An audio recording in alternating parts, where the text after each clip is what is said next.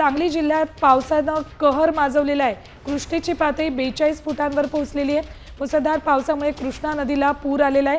नागरी वस्तींमध्ये पाणी साचायला सुरुवात झालेली आहे। ही कृष्णेची दृश्य ड्रोन दृश्य साम टीव्हीवर एक्सक्लुझिव्ह। कृष्णा नदीला पूर आला आहे, त्यामुळे अनेक घरांमध्ये पाणी शिरलेले आहे। पुराच्या पाण्यानं अनेक रस्तेही बंद झालेले आहेत, तर सांगलीच्या ईदगाह मैदान परिसरातही पाणी शिरले। जिल्ह्यामध्ये पावसाचा जोर कमी झाल्यामुळे काही प्रमाणात सांगलीकरांना दिलासा मिळाला, मात्र इशारा पातळी कृष्णेनं गाठली, त्यामुळे शहरात पाणी शिरले।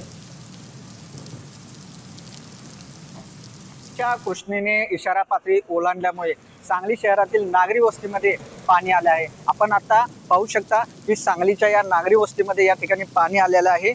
सांगलीचा हा कर्नाळ रोड परिसर आहे आणि या ठिकाणी या पुराच्या पाण्याला तलावाचे स्वरूप या ठिकाणी आलेले आहे।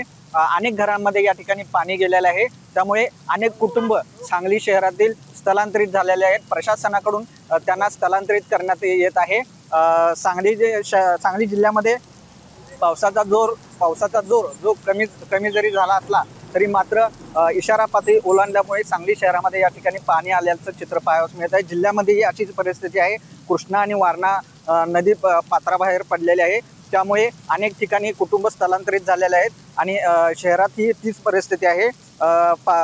नदीची पाणी पातळी ही अगदी कमी प्रमाणात या ठिकाणी वाढत असल्यामुळे सांगलीकरांना काहीसा दिलासा सुद्धा या ठिकाणी मिळताना पाहायला मिळत आहे। कॅमेरामन सुजितसह विजय पाटील, साम टीव्ही न्यूज, सांगली। आता isakal.com आहे देशातील नंबर 1 ची मराठी न्यूज वेबसाईट। प्रत्येक अपडेटसाठी isakal.com ला नक्की भेट द्या।